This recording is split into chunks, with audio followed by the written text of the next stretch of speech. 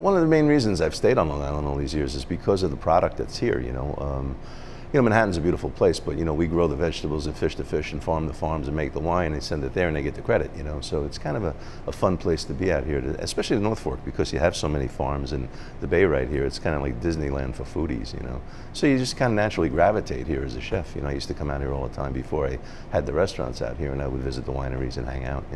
And just fell in love with it. We try and keep our menus as seasonally accurate as possible. I mean, obviously there's some realities on Long Island. You have winter and not much going on, but through the summer months, in the spring and the fall, we try and keep up with whatever's coming out. The vegetables, asparagus in the spring, corn in the summer, or tomatoes in the fall, that kind of thing. So our menus are basically geared around the seasons out here.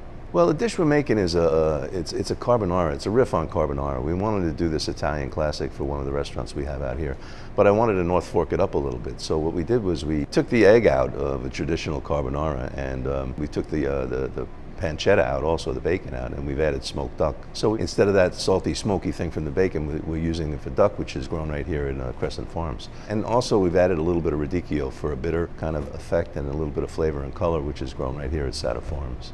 So basically, the carbonara, it starts off, we're going to heat the oil in the pan and we're going to get that pretty hot. We're going to slice the garlic, and the reason we slice the garlic is in big pieces, so if you didn't like it, you can take it out when the dish is done. So you don't want to chop it, you want to slice it, and then you want to slightly brown that garlic just to a golden color so it doesn't get bitter.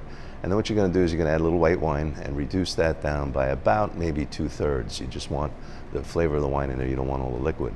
And then we're going to add cream or diet cream, whatever you prefer. And we're going to reduce that down also. And once the cream starts to reduce, we're going to add the smoked duck, which is going to give it the smokiness and the salty flavors. And we're going to add some of the chopped radicchio. And then what we're using here is we're using a combination of Pecorino Romano cheese and taleggio instead of just the regular Parmesan. I think it gives it a better flavor. And basically, you're just going to cook that down until it's a sauce-like consistency. You're taking your fettuccine out of the boiling water when it's ready. You're going to drain it, and you're just going to add it to the sauce and toss it.